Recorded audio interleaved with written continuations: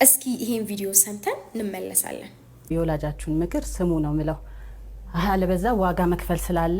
በነገራችን ላይ ዳጊ ብዙ ጊዜ ይሄን ነገር ስትናገር ሰምቻታለሁኝና እውነቷን ነው።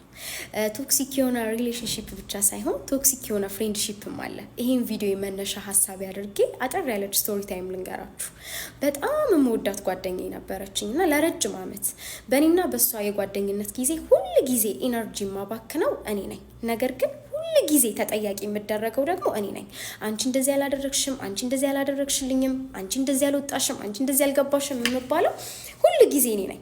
እና የሆነ ጊዜ ቆም ብዬ አሰብኩኝና ቆይ እሷስ ምን አርጋልኝ ታውቃለች ብዬ አሰብኩኝ። እንደውም ምን ሆነ ከሆነ ከረጅም ዓመታት በፊት እሷ ዋስ ሁኚኝ ብላ ትጠይቀኛለች። እኔ ተማሪ ነበርኩ የዛኔና ያ ሁኚኝ ያለችኝ ነገር ላይ የገንዘብ ጉዳይ ነው ባሏ ፈልጎትና ኖ እኔ አልችልም ተማሪ ስለሆንኩኝ ሰው ስጠይቅ እንዴት እንደዚህ ትሆኛለሽ ምናምን ስላሉኝ ነው ምናምን አልኳት። እና ያቺ ነገር በእኔና በሷ የህይወት ውስጥ እንግዲህ ትልቅ ጋፕ ፈጠረች የምትባሏ ታሪክ ነች። ለረጅም ዓመታት ያንን ነገር እያነሳች ትወቅሰኛለች። አንቺ እኮ በችግሬ ጊዜ፣ አንቺ እኮ እንደዚህ ሁኚልኝ ባልኩሽ ጊዜ አልሆንሽልኝም እያለች ሁሉ ጊዜ ትወቅሰኛለች። እና እኔ ደግሞ ምንድነው የማስበው ለእኔ ካላት ፍቅርና ለእኔ ከሰጠችኝ ቦታ የተነሳ ነው ብዬ ስለማስብ ራሴን እንደ ጥፋተኛ በጣም ስለጎዳው በቃ ከልጅነት ጀምሮ እስከ ረጅም ዓመት ድረስ የማስበው ያንን ነገር ከውስጧ ለማጥፋትና ለመካስ ዋጋ ከፍላለሁ፣ ኢነርጂ አባክናለሁኝ ሁሉ ጊዜ። እና በእሷ ዙሪያ ውስጥ የሚያሉ ሰዎች እሷ ምን አርጋልሻለች፣ እሷ እንደዚህ ያደርግ ምናምን ይሏታል። እሷ እኮ ግን ምንም አርጋልኝ አታውቅም፣ ምንም ማለት ነው። እና እኔ ግን በቃ ያለኝን አቅም ሁሉ ነው ማባከነው። እንደውም የማረሳው በቃ ከህይወቴ ቆርጬ ማውጣት አለብኝ ብዬ አውጥቻት ቦይፍሬንድ እና ገርል ፍሬንድ ሲጣሉ እንደሚጣሉት ነው በቃ ይሁንኩት። ታመሜ አልጋ ይዤ ወርተኛው። ከዛ በኋላ ተነስቼ እሷን ላለማየት በሆነ በኩል ዞሬ ምናምን ነው የሚሄደው። በጣም በቃ ደም ስሬን ሁለንተኔን የተቆጣጠረች ሴት ነችና ምኔንም ነው የምሰጣት፣ ምኔንም ማለት ነው የምላችሁ።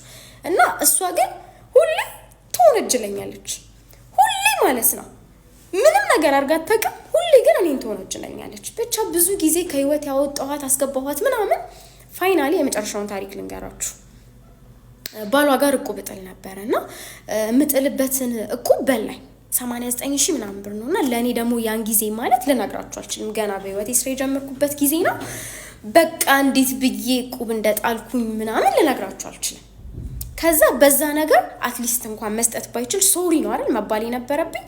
ጭራሽ እኔ ነኝ የምወነጀለው። እንዴት አትረጅንም አንቺ ምናምን ነው የምባለውና ከዛ ከረጅም ከአመታት በኋላ ቴክስት አደረገችልኝ። ያንቺ ጓደኝነት ያንቺ ፍሬንድሺፕ ገብቶኛል ምናምን ይቅርታ አድርጊልኝ ተንበርክኬ ነው የምጠይቅሽ ስትለኝ፣ እኔ ደግሞ ሁል ጊዜ በጣም ያሳመመኝ የነበረው ምንድን ነበረ? እኔ ለሷ ያለኝን ቦታ አለመረዳቷ፣ ለሷ ማባከነውን ነገር አለመረዳቷ በጣም ፊል እንዳደርግ ያደርገኝ ነበር እና መረዳቷ አስደሰተኝና ከዛ ያለችበትንም ባሏ እንደዚህ አድርጎኝ ምናምን ብላ የነገረችኝንም ነገር ስለነበረ በጣም አዝኜ በቃ ልጆቿንም ቢሆን አብረን እናሳድጋለን ምናምን ብዬ የተደረኩትን የተበለውትን ገንዘብ ያልተመለሰልኝን ምናምን ትቺ ማለት ነው ሄድኩኝ። ሲሄድ ስላደረኩት ነገር ለማውራት አይደለም በእውነት ነው የምላችሁና ቂቤ አስነጥሬ ምናምን 1800 ብር በቃ ይዤ ለኔ ቢግ ዲል ነው እንግዲህ ማለት ነው። ሄድኩኝ ነገር አድርጌ ምናምን ወጣው። ከዛን ጊዜ በኋላ እንደ አዲስ ፍሬንድሺፓችን ተጀመረ። የሚደብር ስሜት ውስጥ ነበርኩኝ ምናምን በቃ እሷ ጋር ሁሌ ትረዳኛለች ብዬ ማሰባት ሴት ስለሆነች እሷ ጋር ሄዳለሁ ምናምን ያለኝን በቃ አልሰስትም ነው የምላችሁ።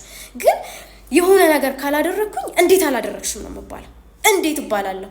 ገባችሁ? እወቀሳለሁ። በቃ በጣም ነው የምትወቅሳኝ ማለት ነው። እሷ እኮ ምንም አታደርግም።